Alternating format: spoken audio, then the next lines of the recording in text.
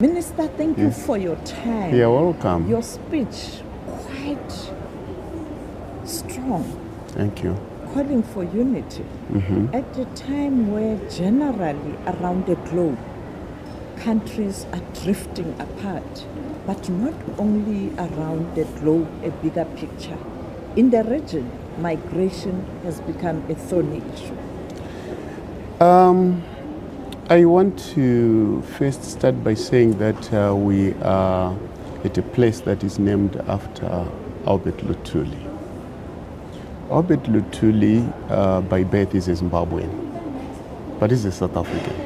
So he's a South African, he's a Zimbabwean. It is symbolic. We are one. Migration is not a problem at all. It is whether we are talking about how it is being done. People visit each other. Regional integration, like SADC, is a community. What community means is that we must have a common future. And a common future is a future of prosperity, of social cohesion, not upheaval. Yes, we can have problems here and there. Problems are there to be solved. But problems are not to be dwelt upon as if we have to sing praises for problems. Problems are solved, that's why governments are there, that's why people are there. Southern Africa is known for solidarity.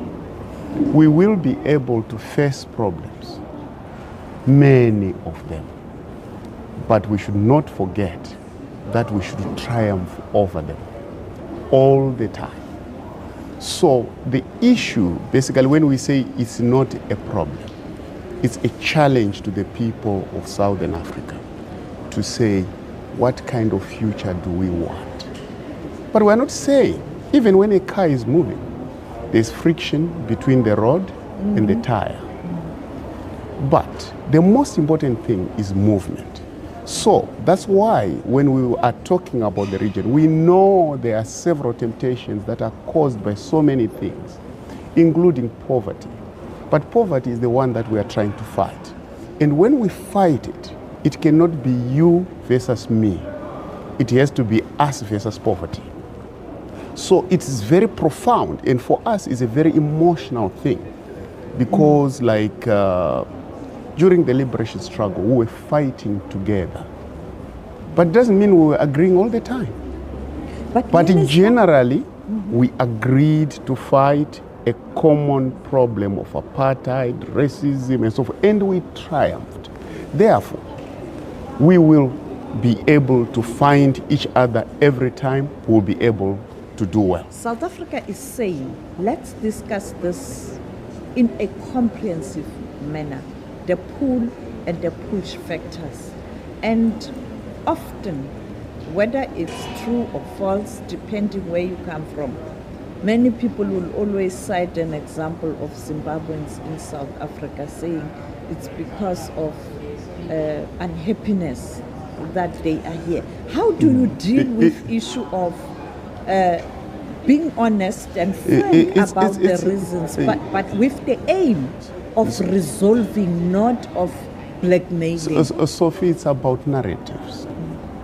I've just started by saying Chief Albert Luthuli was born in Zimbabwe. Is that a problem? I don't think that's a problem. Victoria Chitepo is Xhosa, but is on the Zimbabwe Heroes Acre. Is that a problem? It's not a problem. Ruth Chinamano was born in Eastern Cape. Is on the Zimbabwe Heroes Acre. Is that a problem? I don't think it's a problem. If there are problems that are particular, they can always be talked about. It's not South Africa versus the other. It's us together as a region. As a people, what do we want? That's when we talk about we have a common future. This subject is deep because it's deep. It's not to be tackled superficially. Yeah? Because there is no day that South Africa is going to separate from Zimbabwe. There is no day that Zimbabwe is going to separate from South Africa. We are together. You and me will die, but we will leave people here. And whatever we do, we have to know that our future is not only entangled by geography, it's entangled by blood. And when I say by blood, what's the difference between you and me? I don't see it. So the issue basically is that we are here, Southern Africa is here, Zimbabwe is always to the north, South Africa is always to the south. And the Bide Bridge is there. The Limpopo River is not a border. The Limpopo River is what unites us with Mapungubwe on the other side and Great Zimbabwe on the other side. So the way we have to look at it, it cannot be a textbook, push-pull. No, it's about how do we prosper together? How do we create environments that can make South Africans prosper, that can make Zimbabweans prosper, that can make Tswanas prosper, that can make everybody prosper. So, but once it's reduced to a finger pointing, you'll never find a solution because people then go into defensive positions. So Zimbabwe, for example, is not taking any offensive or defensive position. Our position is that we have to tackle poverty across the region. Across the region. Not as you versus me. No. As us versus poverty. So I think the whole debate. But how do we ensure that we have a leadership in this region that understands that it cannot be business as usual? They have to work hard to develop their own countries, working together, of course. The issue of leadership. This region has never done business as usual. This region has always confronted its problems. But knowing, whenever we are confronting our problems, we know that we cannot get rid of each other. There is no way, Sophie, there is no wishful thinking that I would say South Africans in Zimbabwe must go home. There is no way. We are talking about, when we are talking about our people, I'm talking our legalities must always be respected. But you and me, no matter how much you wish, we are together. And we will be together. Even if you are visited by a thought that will be separated, I think just go to Mahlozi and pray, because nothing like that is going to happen. We are going to be together and we are going to solve. Right now, South Africa is the chairperson of SADC. What does that mean? President Ramaphosa is a leader of 400 million people in the region that have to map a future together. Today we are in a council of ministers. Our chairperson is Ronald Lamola, who is our chairperson of 400 million people. So our context always, we cannot frame it like in a mathematical book. We are united by spirit, we are united by blood, we are united by soil, and we are confronted with very complex situations. But we must be able to face them nicely. That's why you find out that us in Zimbabwe, did you hear us talk? No. Because it's not helpful. We are not going. Some might say Zimbabwe is not talking because it's not on the receiving end. No, nobody is on a receiving end or offensive. Nobody is attacking anybody. We are attacking poverty. We are attacking a problem. As I said, and I wanted to frame it very nicely, you cannot separate Zimbabwe from South Africa. It's impossible. It's wishful as we speak. And you know very well that about, when we talk about migration and so forth and so on, do you know that every language in South Africa is an official language in Zimbabwe by constitution? For example, right? I'm here in KwaZulu-Natal. Chief Albert Lutuli was born in Zimbabwe. Almost 30% of people in Zimbabwe speak Zulu, for example. Isn't it? You have a almost Xhosa community. Yes, as a constitution, in the constitution, Xhosa, Sotho, Tswana, Shangani, Venda, I say Tisindebele, Kalanga, and so forth, are all in Zimbabwe's constitution. So it's very important for people of the region to open up the minds and learn that if we have a certain problem, let's say we have an employment problem, let's tackle the employment problem. Let's not talk about ethnicities. It's not necessary. Let's not talk about nationalities. If there is criminality, let's talk about criminality. Criminality has no nationality. You take a criminal and they are taken to due process. But don't say Zimbabweans, Kwana, this. We must learn that when we are tackling a problem, we are not tackling a nationality. We are tackling a criminal. If it's a criminal, it's just. But once we start labeling and so forth, you're an experienced person and you know what I'm talking about very deeply. That kind of thinking, it results in consequences that we might not be able to contain. That's why, for example, when Zimbabwe is quiet, we know very well that we in South Africa, no matter how people wish, we cannot be separated. Minister, the other issue is that people are saying perhaps this is the right moment to respond to some of these criticism, because it's difficult at times to have access to the Zimbabwe leadership as it's happening now, that if leaders don't address issues of corruption but also abuse of country resources, we are not going to resolve the issue of poverty, unemployment in the region. Yeah, you know what? Us as Africans, including yourselves, for over 600 years, we've been given names. You're like this, you're like that. We don't want to be in that school of thought. And even corruption is not Zulu, it's not Swana. Corruption is English. You hear what we're talking about? It's English, which means there's something like that there. So there is nothing African about it. When we are talking about trying to govern ourselves, do better for our people and so forth, I would talk to Zimbabwe, for example. We had inflation which was above 100 for many years. We worked very hard. Now you find out our inflation is less than 3%. You can see effort.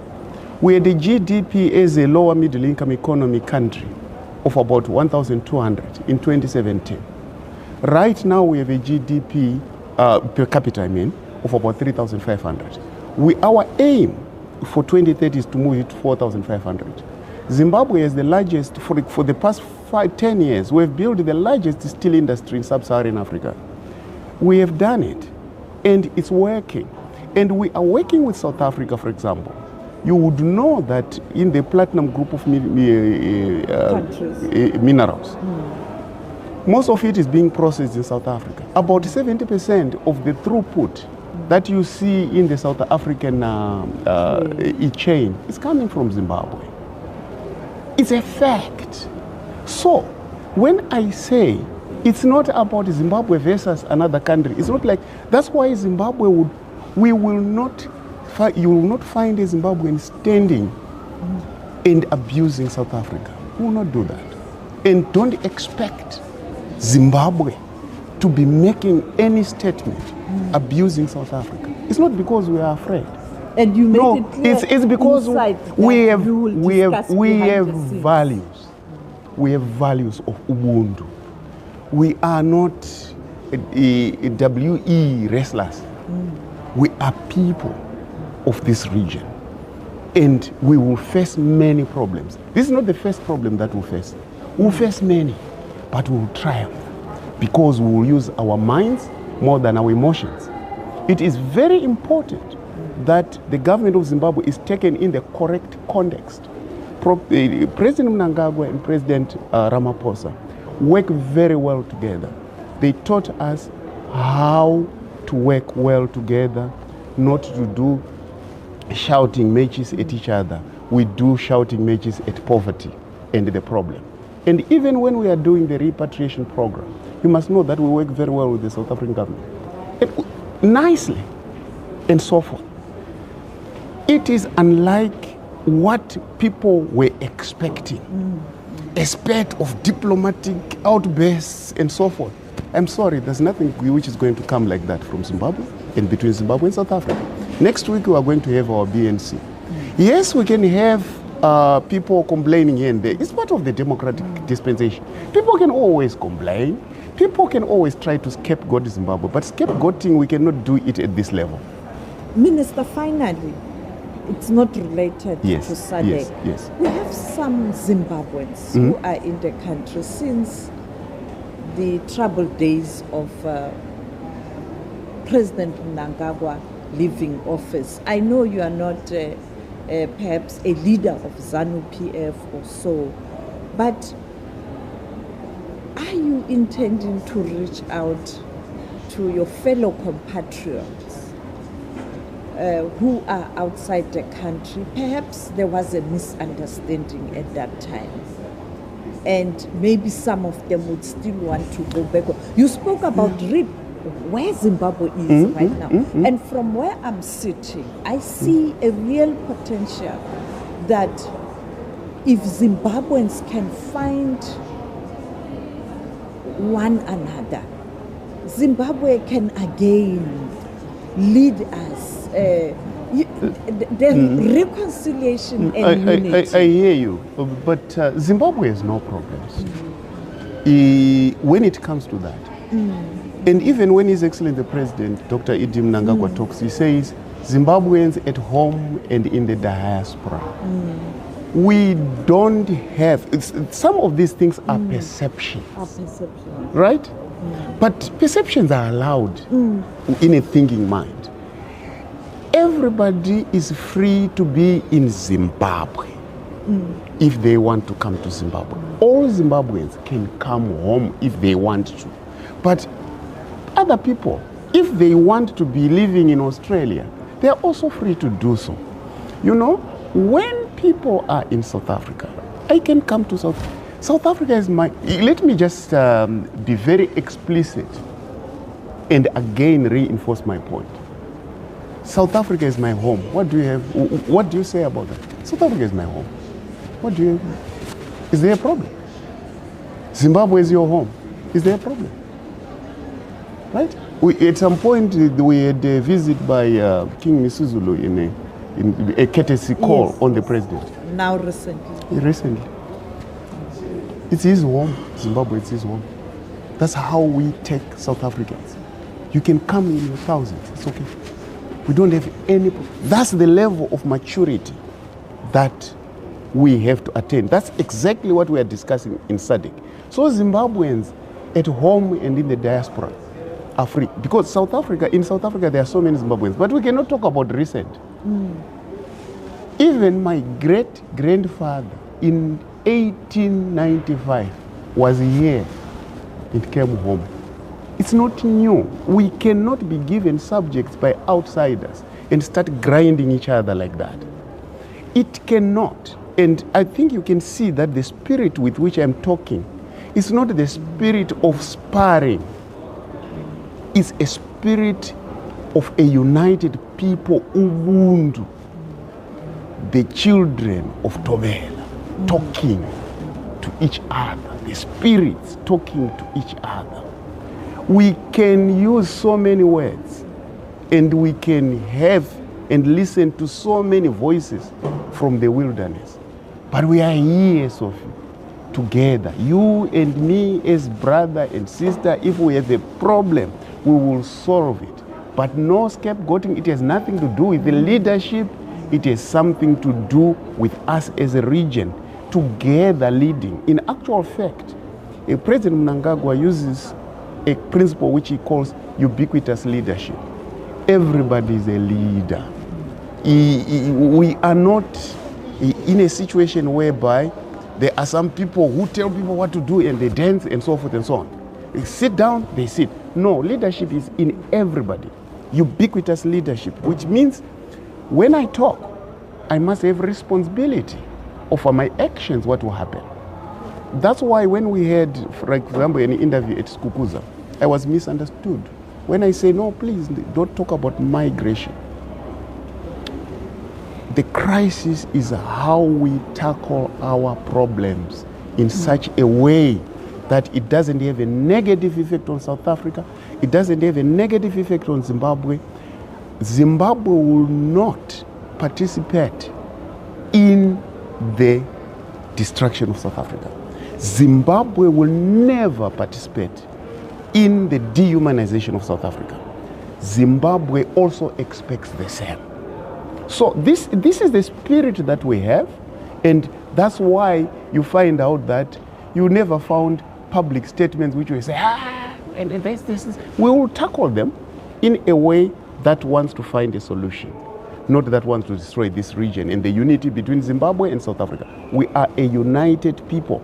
Somebody said, oh, you know, you Zimbabweans, you talk a lot about liberation and so forth and so on, and use it as an excuse. We say, no, if South Africa was in trouble today, we'll do it again, but we don't expect a thank you. It's a matter of principle. If South Africa was going to be in trouble in 50 years' time from now, we'll do what we did again. But South Africa was in trouble with Israel, taking Israel to ICC. The continent was mum. No, nobody was mum. Nobody was mum. You must understand. Also, I mean, if I may use this language, Sophie. Nobody condemned. Which African country condemned South Africa? Any. So what's the problem? So the issue which we are talking about, anyway, I like, this is my first time to have an interview with you. Let's be deep and let's love our soil. Let's love our people. And we must let's not use narratives that are important. Because we can be given subjects like little bones, no, which are thrown on little dogs and they start running around bones. We are a people. We are strong. We have objectives. We will patiently meet those objectives. Yes, we might be having a bit, I told you about the inflation, how we have controlled it and so forth and so on.